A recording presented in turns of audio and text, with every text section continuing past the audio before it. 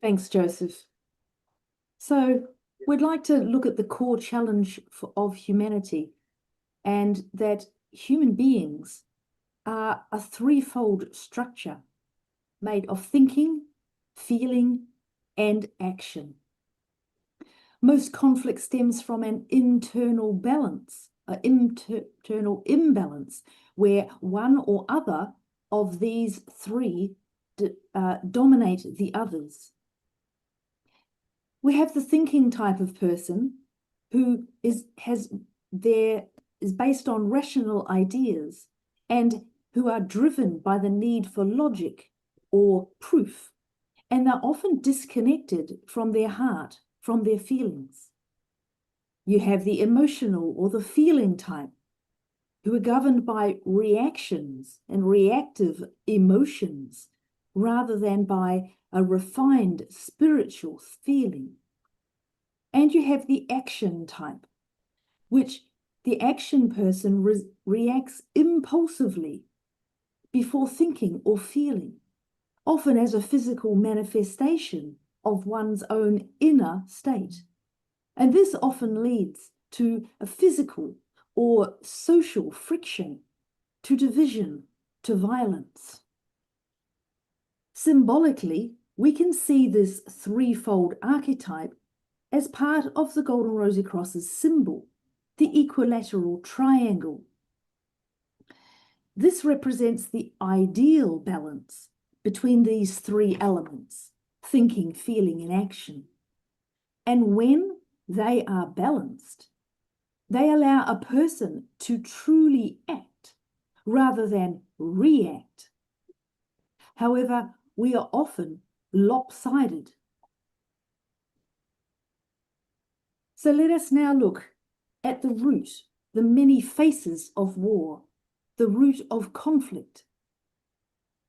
War is not an external phenomenon, but an internal one, projected externally. So many faces of war could be exclusion, destruction, competition, different power structures, and conflict. When one aspect of the thinking, feeling, and acting dominates the others, it creates conflict. We have a me versus them mentality, and this builds up tensions within us that, in one instance, cannot be suppressed.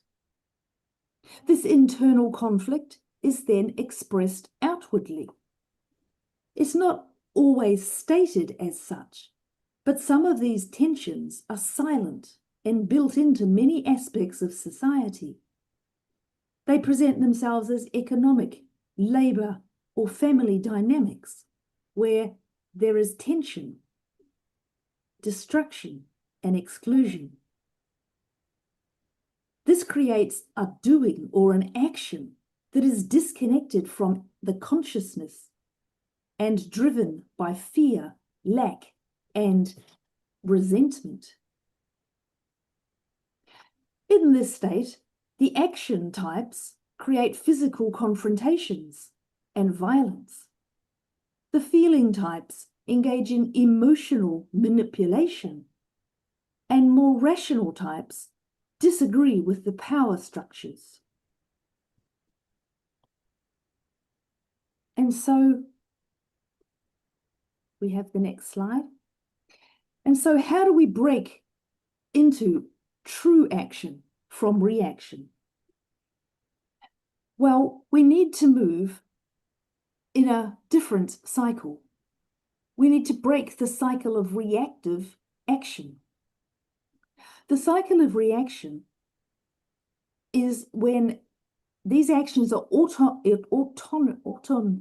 automatically driven, such as seen as Newton's third law, where every action has an equal and opposite reaction.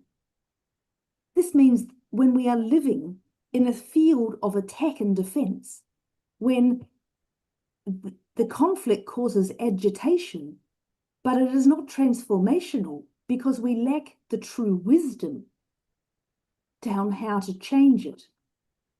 And of course, this creates a permanent field of reaction to that defense. Violence is then changed into a different form, but is not eliminated. And humanity learns to react, but not to understand where the conflict is coming from. Each response then fuels the next conflict.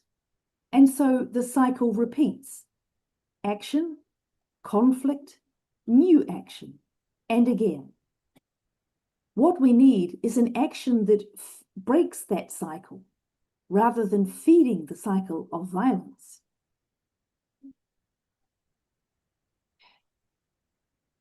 And now Dario will continue with how we will actually break that cycle. Thank you, Nari, and thank you, Joseph, for introducing this presentation, which we thought would be quite topical at the moment, as we see really all these tensions, all these cycles repeating again and again in the world. But it's important, as we see them in the world, to also ask ourselves, what is my role in this? How do we build even a possibility for neutrality, which is not passivity, but coming out of these cycles, of these continuous vicious cycles of action, reaction, as Nair was explaining, of the inability fundamentally to overcome ourselves, to overcome what influences our behaviors, our thoughts, our emotions, our feelings. And so we need to then first turn fundamentally to the origin of the problem, which is not the person, the politician out there, is not the one that attacks us, is not, and of course, we're not saying here that this is not real.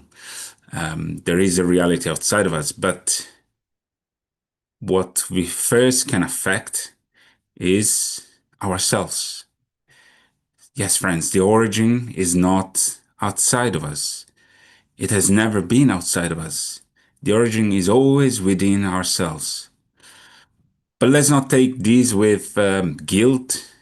Let's not take this as some sort of personal responsibility for everything that happens in the world, but rather as a new capacity of self-knowledge, a self-revelation that shows us that it is possible to live from a new principle.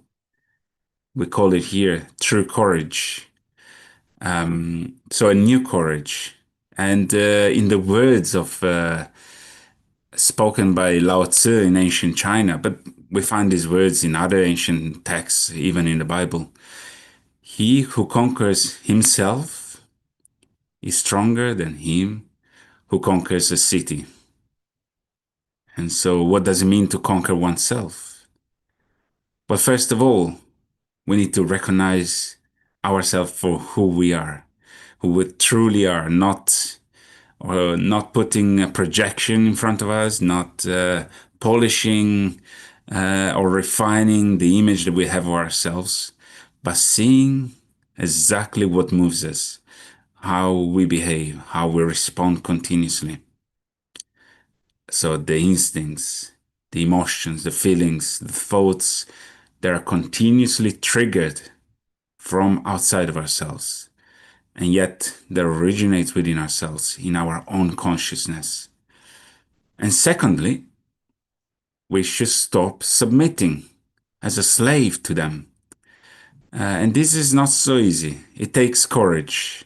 And maybe, Joseph, if we go to the previous slide, it takes courage, which in this presentation we mean it as a new spiritual action, a new spiritual act, a renewing, an innovative attitude of strength, not against somebody, not against what happens to us, but against our own habits, our own way of thinking, our own patterns, emotional, our own reactions, instinctive reactions, which have always been directed outwards, blaming others for our problems.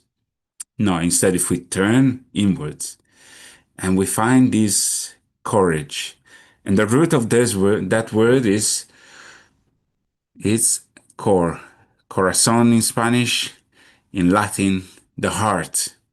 So the heart is exactly where we're going to start. Because in the heart, we can recognize the essence. We can open up to a different force that allows our insight to recognize the imbalance, the fundamental imbalance between those three angles of the triangle. And so it shows us the root of our fears, of our worries, of our anxiety. Whenever we have to relate to somebody, whenever we need to relate to an event or something that happens to us, we respond with a fight or flight mode. How do we come out of that? How do we come out of these mechanisms, these automatic mechanisms, disrupting them, interrupting them? Well, first, as we said, comes the heart. And friends, you have been touched in your heart by this new force. And that force starts to illuminate your perception of what's happening to you. And so there comes first a first-hand self-knowledge, a discernment that illuminates what you observe day in and day out. And you start observing yourselves. You start observing your mechanisms. And perhaps for the first time in your life, even for just a split second, we can start taking responsibility for ourselves. We can start becoming relatively autonomous from these mechanisms, from these automatic reactions. And in that space, in that minimal space of freedom, then choice comes in. The choice to start facing our own fears and shadows. The choice to interrupt those automatic reactive impulses. And so the choice to take responsibility and all, the manifest the all. And it has such a simplicity, even though it's immersing, it's embedded in all that is manifested. And it's also embedded at the center, at the very core of the human being. And Lao Tzu calls it Tao, the way, the path. It indicates us that there is a process. And when we are touched by this spirit spark, then first of all, we go through an awakening. The inner spark offers a starting point to rebuild our organic system, to rebuild it outside of the cycles of action reaction, of continuous automatic reactions to our, as we said, those aspects of our activity in the thoughts, in the emotions, in the feelings, and in our behaviors.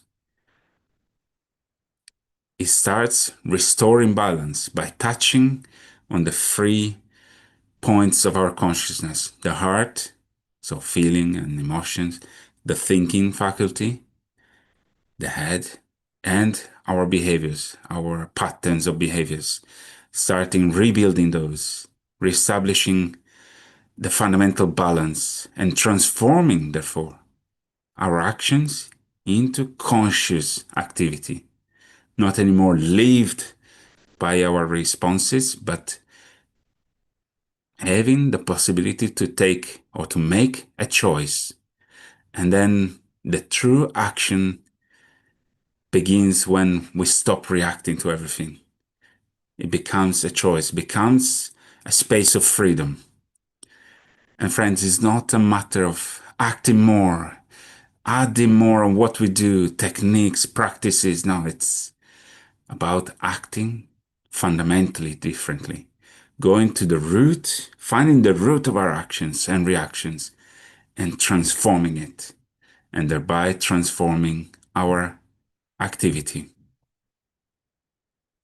So this is one of the fundamental problems of initiation schools and of all the candidates on this process, is that this awakening, this touch, this first breath in a new field of perception, as we are touched by the Spirit right in our core, well, this impulse is so strong that we risk to just being completely taken out of our own self.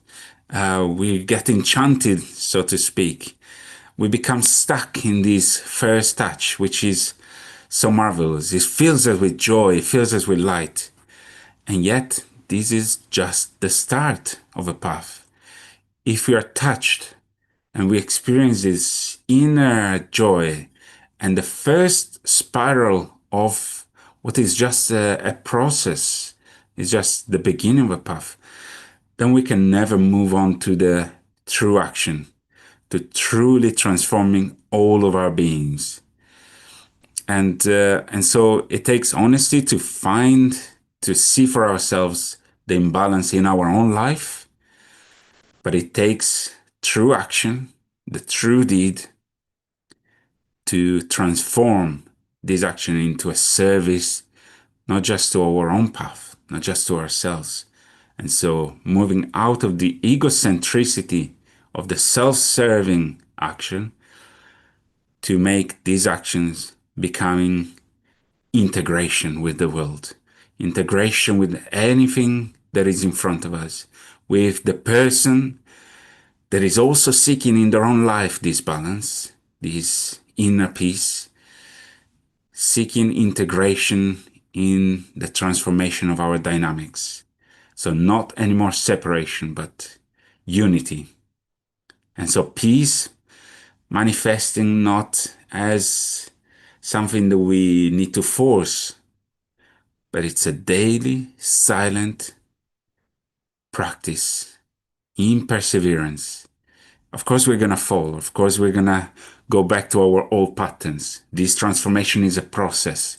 We need to allow it time. We need to allow it space in our life to take hold of our system, to transforming all of the consciousness. And friends, this is not for few. This is for every human being, for all of us. All of us are called to this inner transformation. But as we said, we cannot force it. We cannot start running while we're still learning to walk on this path. We need to give it time.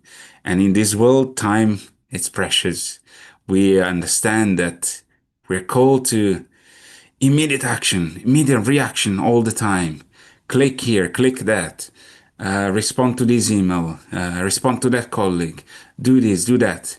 Well, this process calls us back to a different dimension, which is outside of time. And paradoxically, we need to give it time. We need to give it space to start expanding within our own consciousness.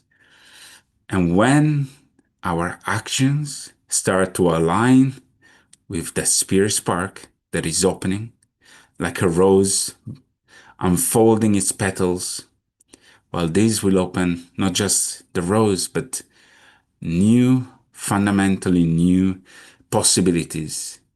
It will open our consciousness to a different field of perception and a different manifestation of action, which does not produce the same results that our acting and reacting continues to produce. And so it becomes a living gesture of responsibility before our own consciousness, before a new consciousness that can be transformed by this power, by the spirit spark atom, and becomes a new manifestation of life, where the duality, the polarity that we experience in this world is unified, is taken to a different spiral, is integrated. And therefore, we will see that by transforming our action, we can actually do a lot to transform the world in we live in, the community that we start serving, whether it's our family, whether it's our surroundings, our community, our job, our work, whether it's the seekers that we encounter on our path. And so we start seeing every human being in front of us as fundamentally being unbalanced in themselves and not being able to come out of this action reaction cycle, and therefore having the responsibility of not keeping that cycle active through our own reactions to them, but being perhaps a little key, a little something that helps them coming out of their own destructive cycles. And so, friends, it is said that the seeker does not seek their own liberation, but the liberation of the world and humanity. This is the fundamental purpose of all mystery schools, of all bona fide spiritual schools. And it is the purpose of the spiritual school of the Golden Rosecross. This path, of course, starts within ourselves, but it's a path of transformation of the world for humanity, not just for ourselves. So out of those egocentric dynamics and into a different type of consciousness. We could call it a cosmic consciousness. And perhaps here we stop, friends, and we can move on to maybe the most interesting part of the talk, where you ask the questions, where you put your perhaps insights, you share your comments, and we can take them and explore them together. Thank you.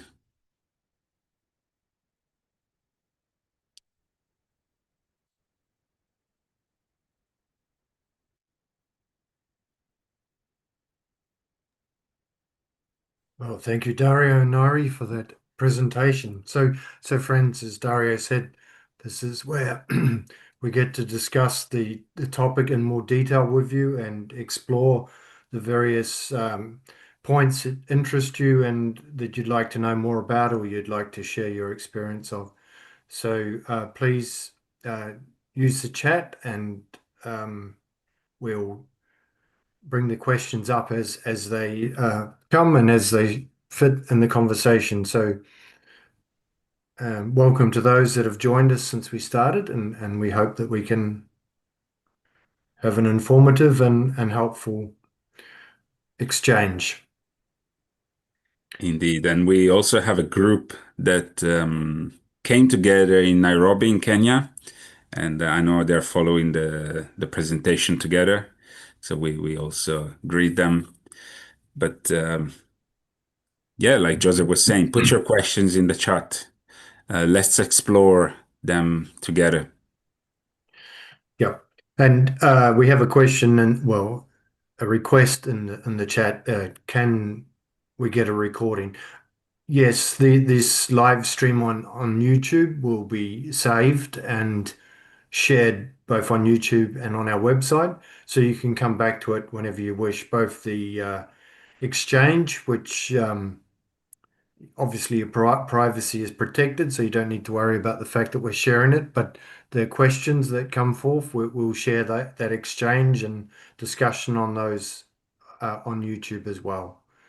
So uh, we hope that obviously you can find more information on the website as you feel you need it, and come back to these and the previous presentations we had in this series. You can find them easily on the YouTube channel and some of them on our website. So thanks for your question. We don't have other questions at the moment. And so maybe we can touch on some of the points that we explored. And of course, in the last 2-3 weeks, we have seen new cycles repeating themselves, and sometimes it might be difficult to connect how what happens in the world is related to what happens within ourselves. We might say, "Well, I have nothing to do with that situation. Why am I asked to take responsibility?"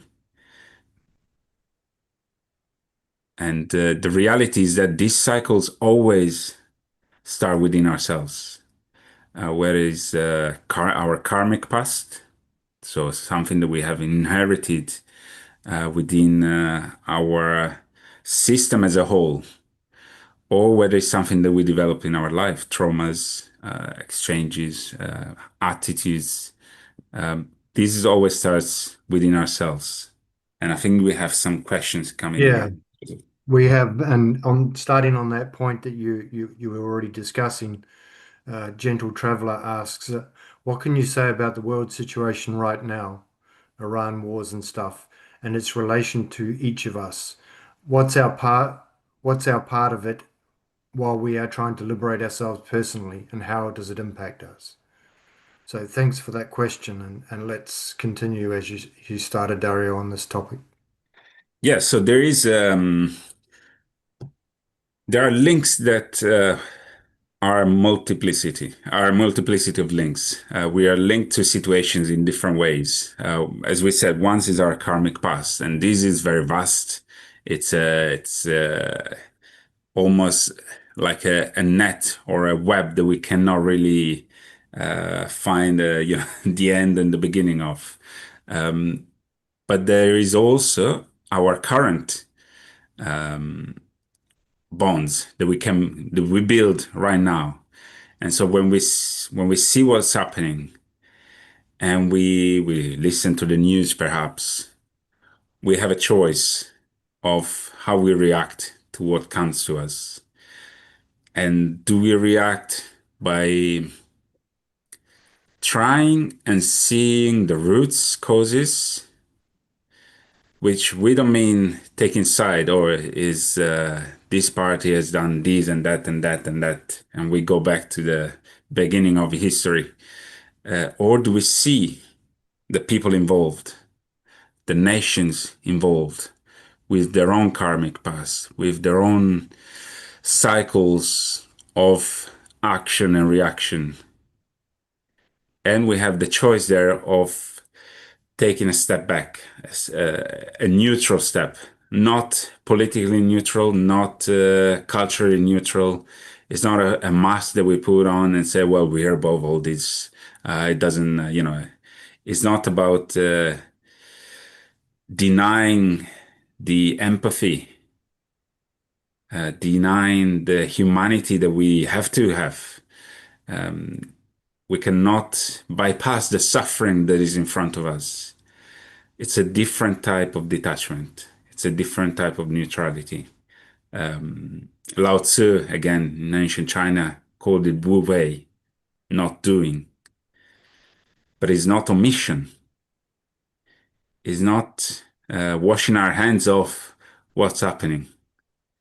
It's about recognizing in ourselves the reactions, the spontaneous reactions, emotional, our feelings, our thoughts, and putting them in front of our observation with not by putting them on one side of the scale, this is good, that is bad, but seeing ourselves as we react and creating the space for that other principle, that other force that we call the spirit spark, to show us what is in line with a vertical path, a spiritual path.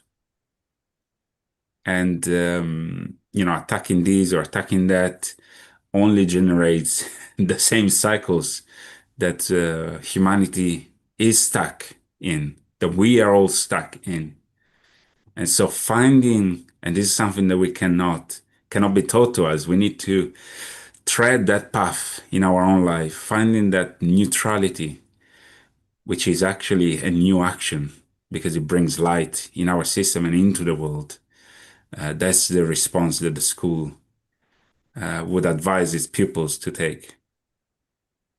We've got a response from Gentle Traveller here. So basically, it's part of a big noise that we have to overcome, I guess. So maybe before you respond to that, Dario, we could consider another aspect that's been brought forward by, sorry, I'm not sure how to say that, Kixie. Provided that we accept the premise that suffering is often a prerequisite to learning, insight, wisdom, isn't it inevitable that conflicts will always be present in the world? So the big noise versus the prerequisite for suffering, I guess. How do we reconcile that?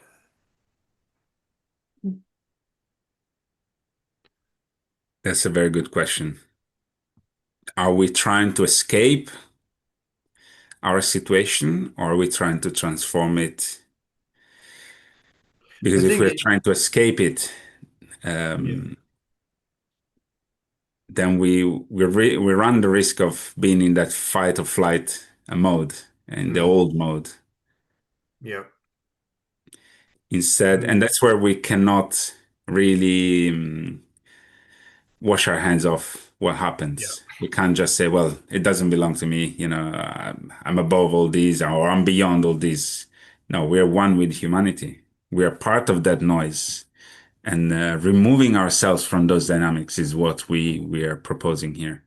Maybe Joseph and Nari, you have Yeah, well, exactly. And the big noise consists of a whole lot of little noises. And so when we bring it back to as someone else mentioned, microcosm versus macrocosm, when we bring it back to our personal level, our attitude of life and the way we behave, the way we respond to situations, um, those little noises, when it's a collective thing, it becomes the big noise that we're talking about and experiencing in the world now in a dramatic way. But it comes back to, as you were saying, Dario, personal responsibility for what's going on in terms of our conduct in life and our attitude of life, the focus of our life. Where does it lie?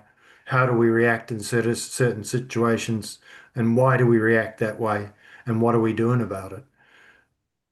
I think that it's sort of that fairly persistent idea that suffering is inevitable and all that. It's quite an inviting sort of proposition, but in reality, it's how do we react to those natural situations and what is our state of life that determines our reactions. Yeah, Sorry, that no. no, that question from, I think it was Kixie, that's saying about that conflicts will always be present in the world. Hmm. To some extent, the conflict is how you see it, because this is where we have a personal responsibility that if we do not react to any situation, it doesn't disturb our state of being, and therefore we neutralize it through not inaction inaction, but inaction as in like Wu Wei that Dario talked about in the Chinese Gnosis. It's that not reacting to something in a positive way neutralizes the negativity. So therefore, if you extrapolate that to an event where you can feel, tension, you can see hatred, you can see that violence and conflict is about to break out or it has broken out, how you react to those things can either create more tension, violence, and trouble, or can pacify, can neutralize, can show wisdom is not the right word, but that higher level of connectivity where you are no longer just reacting to what's going on. And that's where we're aiming to get, as a liberating action, That's where we're aiming for, not to Mm. see something happening and just react again, because that is what everyone else is doing in the world. And conflict is therefore your own emotional, or I don't know, what's the word?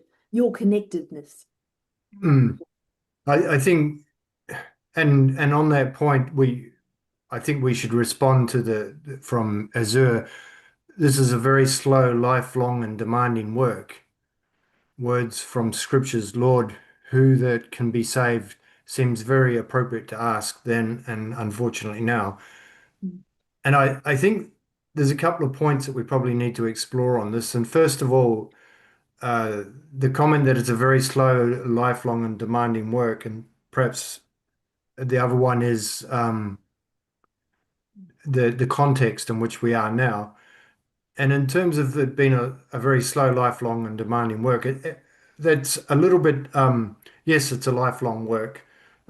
Slow, well, it's as slow as you want to make it. And demanding, again, it's that brings us to the conflict between the spirit spark and the ego, and whether or not we're willing to break free from the grip of the ego in our lives. And we're really getting into the nitty-gritty of what we're here to talk about when we bring that up. Maybe Dario, you want to jump in there? Yeah, I was thinking about the framework of time. Mm, It's a long, it's a lifelong commitment. That speaks to me of that need that we have as human beings of always putting, measuring things. And so we see the horizon so far away and we say, oh, it's a lot of work. You know, all my life I'll have to do this. But in reality, we don't live continuously thinking about the end, the many years ahead. And so it becomes, and hopefully this is part of that inner transformation of the consciousness that we are trying to convey. If we engage ourselves on this path with that element of self-knowledge, with that element of self-observation, and from there we take it as a trampoline to then create a conscious connection with that other part, that other element, that eternal element in us. Then the transformation, yeah, will take place, will take, that process will unfold in time. But we're always living that in the now. mm, So that illusion of, oh, it's a lifelong burden, you know, can be dissolved by being consciously aware of what's happening in front of us right now, not always and- projecting in the future what will come. mm, That's where you were saying, well, uh, you know, you can make it as fast as you want because the process is now, the path is now. yeah. Mm, Is an illusion of the ego that says, well, today I do this, tomorrow I do that, and then maybe in 80 years I'll be liberated. No, liberation is now. yeah. It And you can starts. make that difference for yourself now, right now, in terms of how you react to situations and that self-knowledge that you need to recognize what you're actually doing right now. Yeah, And you because might, otherwise we always delegate to the future, whether yeah. it's the paradise after we die or is something, on the path tomorrow, always tomorrow. What am I doing today? Because now is the only time that you are actually living. So now is the only time you can actually take that choice and activate it in your life. I mean, the past will be the past in a minute or an hour's time. And tomorrow, well, we don't know what will happen there. So it's only now in the present that we have the choice to actually put this into practice. Yeah. And in each liberating action that we do, creates that state of liberation over our lifetime. Yeah. Yeah. Mm. So that And action, or non-action, depending Yeah. on the perspective. Yeah. It's in a way, it's a bridge itself between the time-space manifestation, the life that we know, and the a new dimension where that action and reaction don't work in the same way. And sometimes we speak of karma, action, reaction again, and we speak of its upper octave or a higher octave of that law that fundamentally supports this life, but that can be transformed in a non-reactive action, in the true manifestation of love. And so the law of love as that higher aspect of karma. And if we live in the now, if we work on ourselves, if we have the courage of looking at our own shadows, of our own cycles of abuse over others, or you know, then we don't have really the time to play with the past and the future. You know, we are immersed in the now. Mm. Mm. Yeah.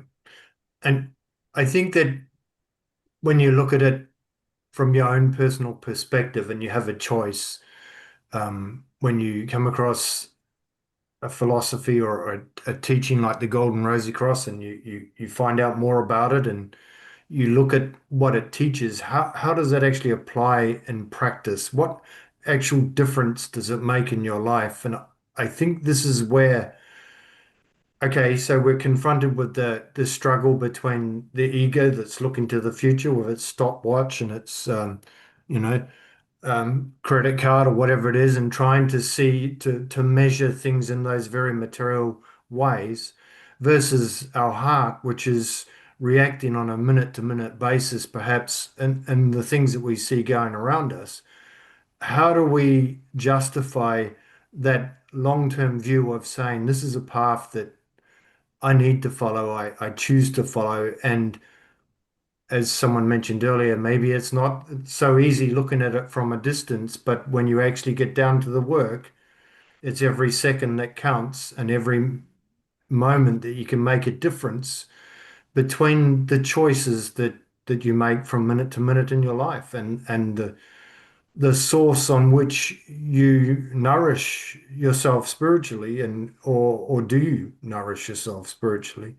So there's very practical sort of aspects of walking the path and making decisions from moment to moment as to, will I react to that, or how will I react to that, or should I even should I ignore it? Should I look at it from a broader perspective? How do I actually deal with these things on a minute to minute basis? And that's where the opportunity for a liberating experience can come from. Sure, you mightn't be a guru or Tao or Buddha or whatever, but you are making a difference in your life and therefore in the lives of others if you can work in yourself on that basis, from the right basis, the spirit spark, as Dario mentioned in the presentation. Because when we make that the basis of our reactions and our behaviors, we're really working on a very different basis to just acting out of our ego and doing what basically what other people tell us we should do instead of what our heart tells us we should do. There's a good point that the BEM experience has raised on the chat, that saying that I personally struggle with balancing the lessons with relationships and environments that do not adhere to the same principles as what they have. And I think this goes back to knowing those three core archetypal types of people or types of faculties that humanity has, and realize that everyone is struggling to balance those three. And once we realize that the three core principles or three core aspects of humanity are out of balance, while we are not acting from the spirit spark, then everyone is struggling to maintain equilibrium in their life. And if we see it from that perspective, then our love for humanity, our care, our compassion, our empathy means that hopefully we have those values, that means that we can actually help others, and that our perspective, our own personal perspective, does not need to be the key driver in our life, because everyone else also has as much right to express their own opinions and ways of life. However, we don't need to align to them, take them on. We don't need to be swayed by them. And it comes down to this choice that Joseph's talking about. In every action that we come across in our day-to-day life, our relationships, how we, things that happen in our environment, things that happen in our country, things that happen in the world, we do not need to have a judgmental or an opinion about it. And collectively, we can observe it, we can accept that it's happening, and then we can neutrally act in a way where we're truly acting, not just reacting, as today's discussion has been, focusing on. Yeah, there is whenever we interact with somebody, there is almost like two masses coming together. We can see that in astrophysics. That force and the counter force that struggle create, doesn't have to be a conflict, can be also a positive experience, but there's always one moving towards the other with a certain force. And that creates and reinforces those dynamics that we're exploring together. And so, as Nair was saying, changing our perspective and seeing them trying to respond to the unbalance or imbalance in themselves by, by almost putting that in the outer world, in their own relationships with others, with experiences, with things that happen at work, whatever it is. Then we can try and remove ourselves from this dynamic. And, this force that doesn't find a counter force will have to exhaust itself. And we will see that, that happens in us. Whenever we are tense, wherever tension builds up, we have to release it. And how do we do that? Maybe we tell our children off, or we go off on our spouse or on our colleagues. And as we start seeing these dynamics, as we understand ourselves better and better, well, that empathy will only grow. Empathy for others. What are they going through?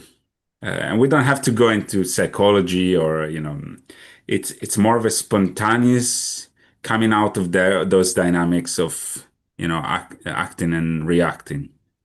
And in that, we create the possibility for everyone else to also see these dynamics. We don't have to preach. We don't have to explain to them. As pupils, we don't go around the world, trying to enlist everyone in the spiritual golden, in the golden rosy cross.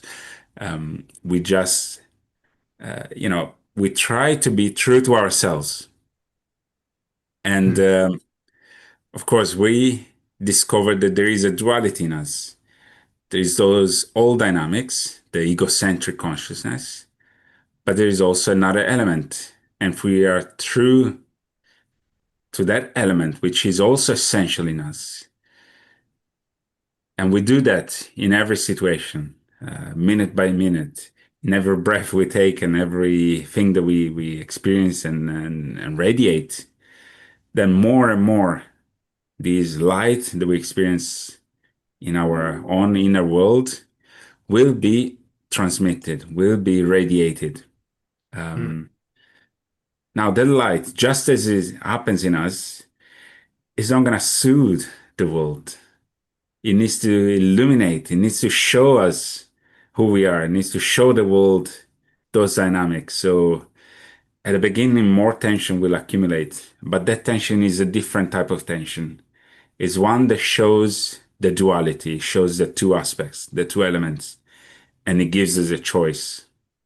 Is the disruptive factor that is not, it doesn't create conflict, but it creates choice.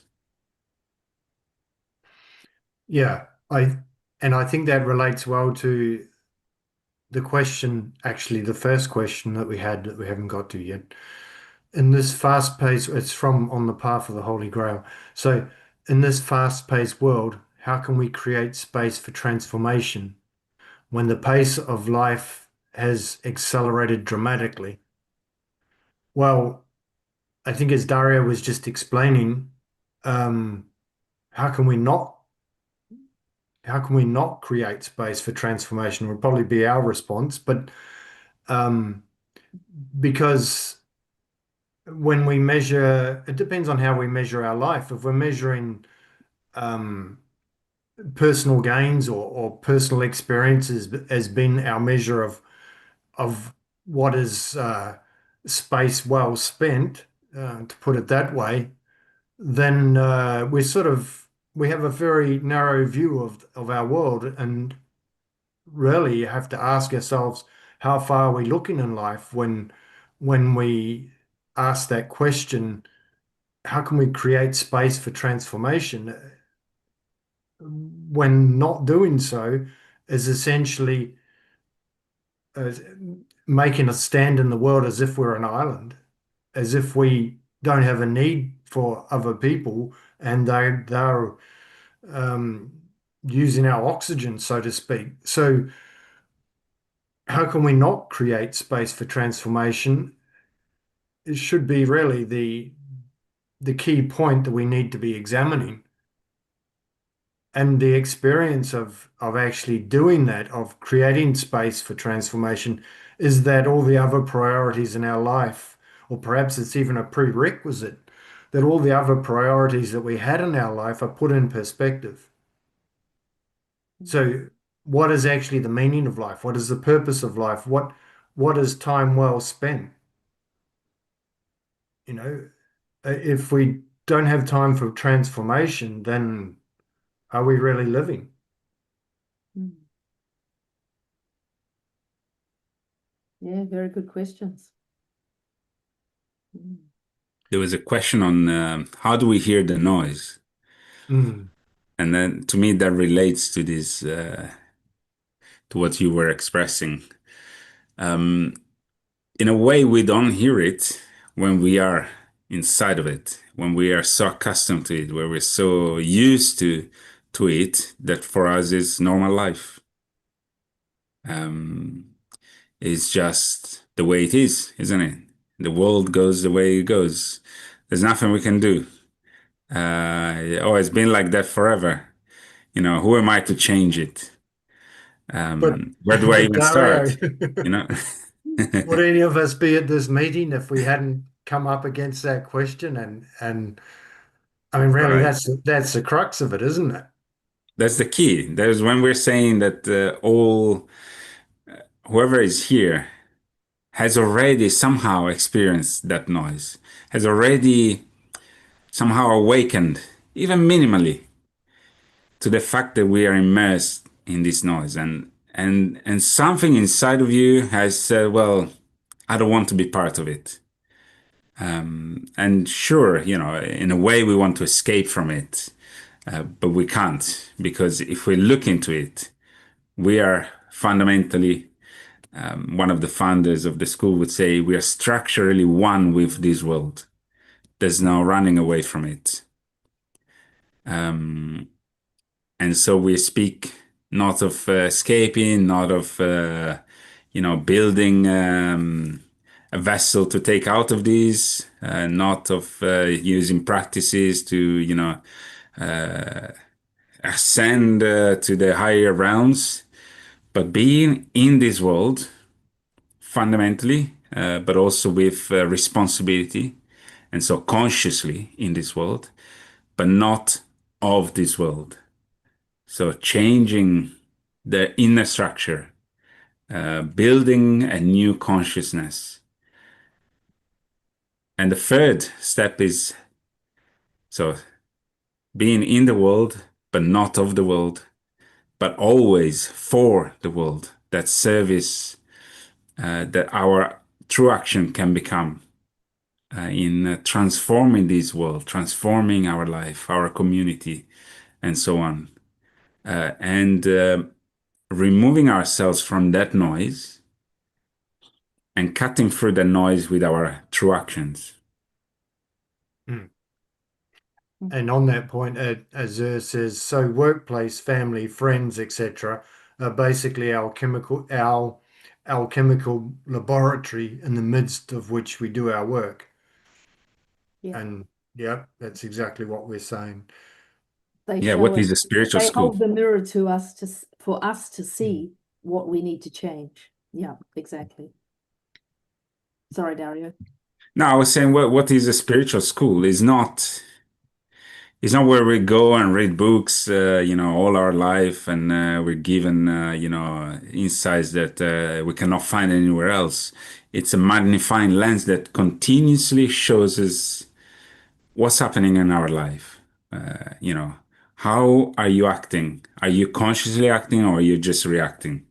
Mm. And then everything, our family, like Naira is saying, becomes a mirror, becomes a possibility for self-knowledge, to understand deeply, more and more deeply, our reactions, but also where we can find the key to transform these Mm. into different types of dynamics. Yeah. Um, Mm. Mm. Kexi says, isn't it necessary to deal with one's personal traumas, conditioning, defense mechanisms, etc., before one can begin to neutralize the chaos in the environment, the outside world? I think that gets back to the little noise, big noise scenario again, doesn't it? If we turn the sentence around, um, we could ask, what's creating the chaos in the environment and the world outside us? It's because we haven't dealt with our personal traumas and that in a liberating way. So, I mean, that's probably not an answer. It's more a rephrasing of the question, but it's an important question, and um,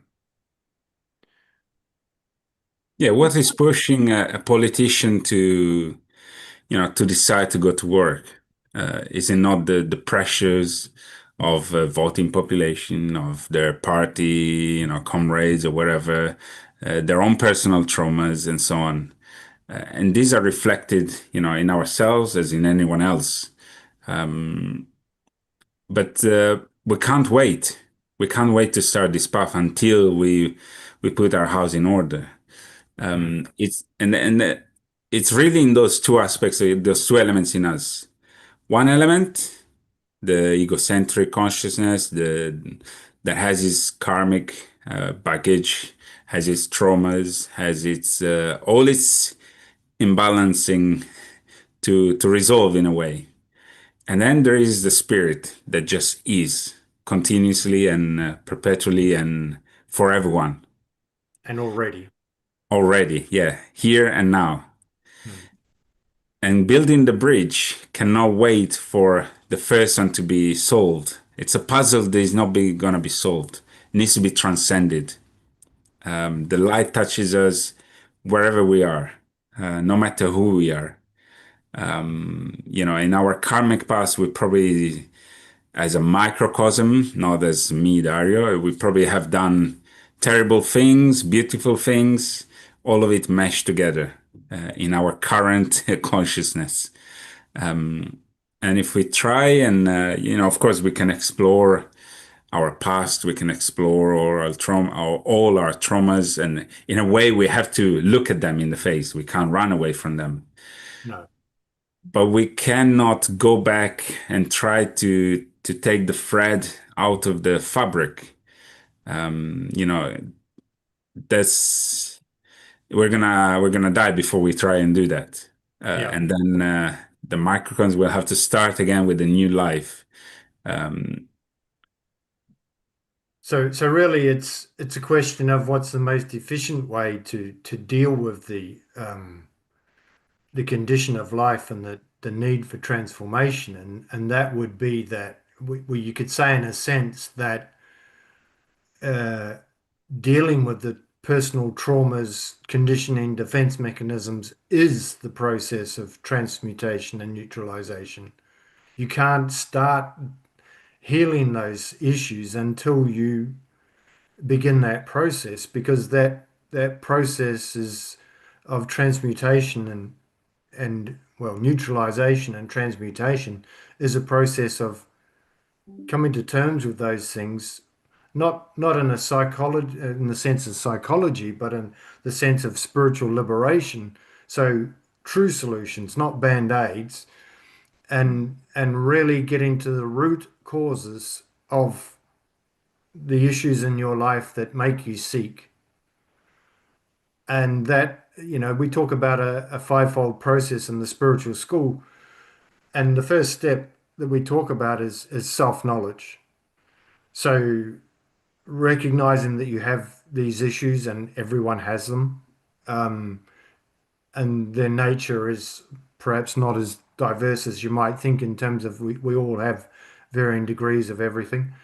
Um, Recognizing that, gaining the insight that that is something that we need to break free of, and then going through the process of purification, neutralization, and transformation of our consciousness to put them in the right place, not to cover them, not to hide them, not to band-aid them or, you know, explain them away, but to truly understand the effects of the different aspects that we have in our personality being, what they have on ourselves and what they have on other people, the effect they have on other people, and ultimately on the world.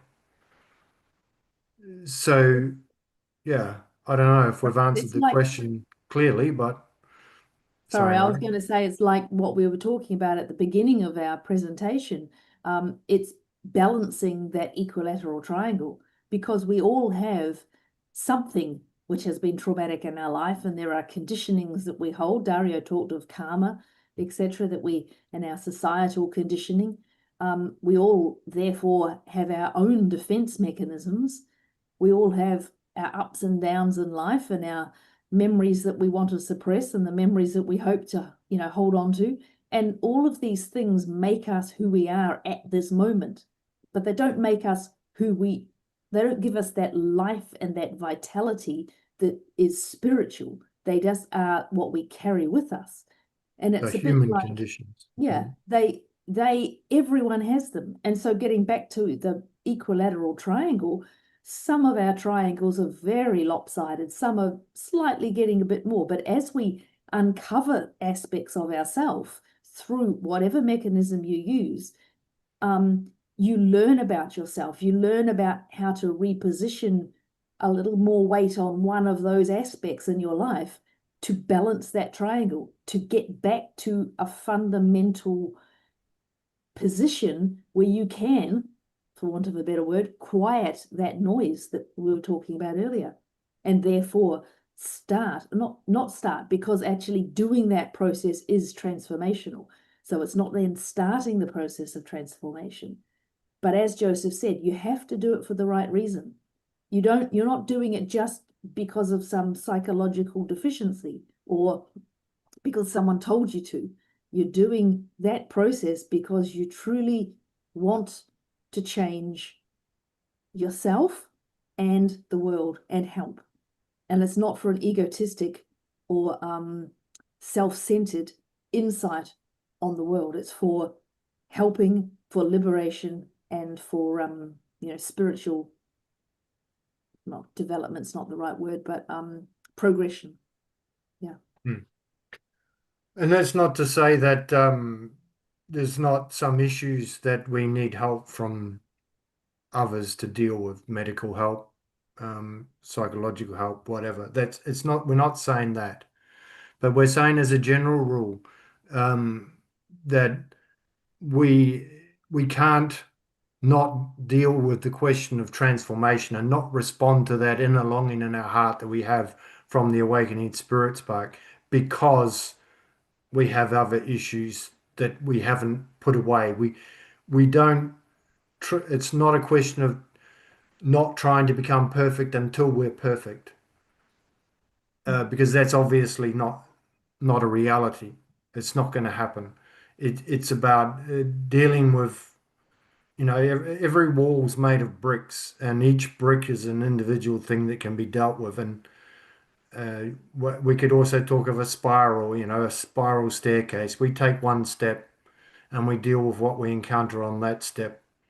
And maybe when we go up a floor, we're sort of in the same step relatively. We're on a higher level in terms of our ability to deal with situations. So it's not like you confront a wall of traumas and issues in one go. It's a gradual process that we deal with as we can. Yeah, what you're saying is important, Joseph, because sometimes, or maybe often, as we engage with a path of truth, we tend to kind of create again a separation. Or there is the world of truth, there is a world of spirituality, and then there is the other world where medics and scientists, they do their own things. But even a medic will need you to recognize that something is wrong in your own body, that something is wrong, that you have a problem before you go to the medic. And the medic will, obviously will try to help to the best of their ability, hopefully. So, but that first impulse is an inner impulse. It's coming from you. That's why even on the path, we speak of a self-initiation. It means that you have the responsibility for yourself, for your path, and you have to engage with it firsthand. You can't delegate it to somebody else. But then there will be people that can help you, not by teaching you, not by telling you what's the next step and what's the next step and, baby feeding you. But we help each other in the spiritual school of the Golden Rosy Cross, but by each of us putting that spark that we have, small, big, doesn't matter, by putting it at the center and making it together into a flame, and hopefully that flame is powerful enough to illuminate and to give a sense of a possibility to many other people. We do that with talks like today, for example, with meetings, and that provides us with the help that we need sometimes. But the help that we need is always relative to how much we can open ourselves to it, how much we engage with it. And if somebody says something that doesn't resonate, that's fine. We take what we need, and what we don't need, maybe we're not ready to listen to it. We're not ready to understand what they're saying. We because otherwise we go back into the old dynamics. Oh, this is useful, that's not useful. This is good, that's bad. Instead, we recognize that everyone is giving what they have. We're radiating exactly who we are. And we also take in exactly what we are. So based on our consciousness, we filter in or out information that is for us or not. And so as we go this path, different types of information starts coming into our system, starts being digested, and and then the output is the same. Based on who we are and where our focus is, then we start radiating more light through our words.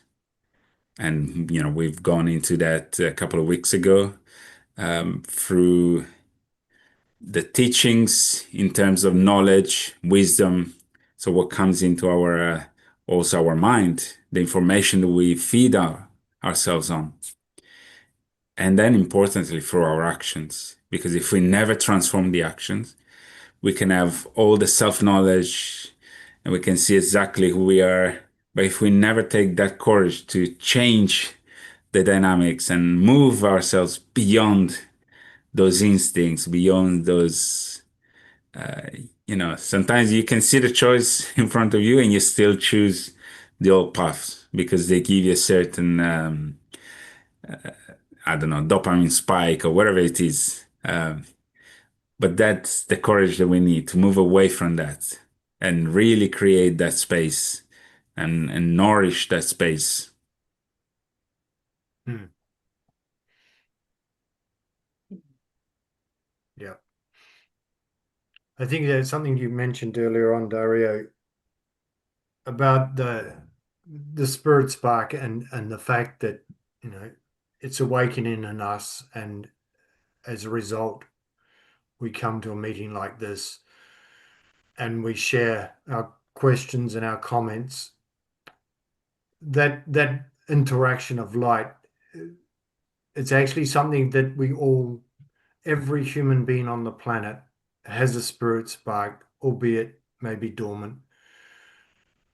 But if we think of our lives and our actions and our reactions and our thoughts and words on that basis, with that as being the core principle on which we're guided and we act, then the unity that we're searching for with our neighbors, with the rest of our community, with the world, it's already there. We're all one on the basis. We all have an element of the spirit within us, and that spirit is the one spirit. And in that sense, we are all already connected. It's just that we don't necessarily recognize it, or we haven't yet made the decision to respond to it, even if we do recognize it, to live on the basis of that. So when we think about the chaos in the world as if it's something outside of us, it's not really. It's how we're perceiving the world. And yes, there's terrible things that go on in the world, but we have to look in ourselves and see the root cause of that disunity and disharmony instead of looking for it in other people. And in that sense, we can already start to transform the world right from this moment. And we don't need to become, what did we talk about before?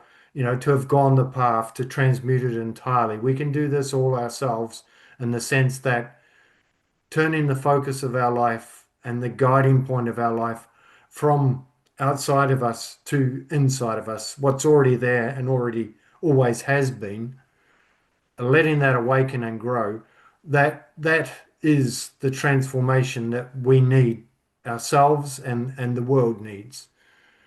And that is how we resolve sooner or later the conflicts that we have within ourselves and that we have with the world, and as a whole, the world has with its various parts. So I think that was something that you mentioned that really struck me at the time.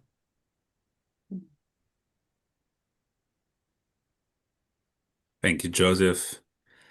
And maybe we're kind of reaching the end of the entail of this presentation, this exploration that we have done together with all the participants, which we can certainly thank for their participation and yeah, maybe invite them to engage with not with a path that somebody else is proposing to us, but with their own path, with your own life. Engage with it in a different way.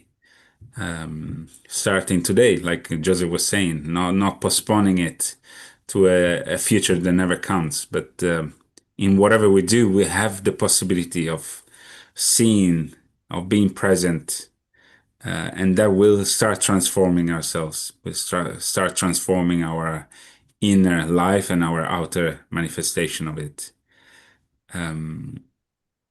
we have many resources on the website, as we mentioned earlier. Do you want me to share that, Dario, again? Yeah, why not? Just to remind everyone that we have resources that give a possibility for different approaches, whether it's a visual presentation like today, or books by the founders of the school, or even by pupils. These are also put as in the forms of audiobooks, and then so many different resources from magazines to contemplations that you can listen to. So there is that nourishment of of our insights, but we need to take action in our life. Only we can do that. One way, if you resonate with the resources, with this presentation and other presentations, if you resonate with the message that we're trying to convey and wish to explore it further, you can maybe consider applying as a member, or rather registering as a member, which gives you an open space, free from commitment, free from certainly financial commitments. It's completely free. It's open. You get access to some extra material from activities the pupils and members carry out on a weekly, on a monthly basis. And you can also participate in focus meetings with other members who have already considered or are considering this path and are wanting to engage with it more deeply. But other than that, most resources are open on the website. And finally, not next week, but in 2 weeks' time, we're going to start a new cycle of public presentations, also on YouTube. And we'll explore different spheres of action. We'll start with the soul, so the personal sphere where this process is carried out. We'll then move to the living body of the spiritual school. What is it? How can we engage with the force field of a spiritual school? And what does it have to offer to us? And finally, and this will be especially at this time, the same time as today, for more maybe directed to the Asia Pacific, the Christ sphere. So the cosmic Christ as a sphere of light that embeds or that nourishes and carries the whole cosmic reality. So we'll go deeper into that as well. But as we said, all our presentations are on our YouTube channel, they're on our website. We also publish them as podcasts. If you want to listen to them, if you prefer to listen to it, you can subscribe on Spotify or other podcasting platforms. And everything is always on the website as a focal point where you can find all the resources. So, friends, again, thank you very much for your participation, for your Yeah, thank you. very live engagement on the chat. Yeah. And we hope to see you soon. Yeah. Thank you, Joseph. Thank you, Nairi, as well. Thank you, Dario. Dario. And thank you, everyone, for And joining. thank you everyone for joining.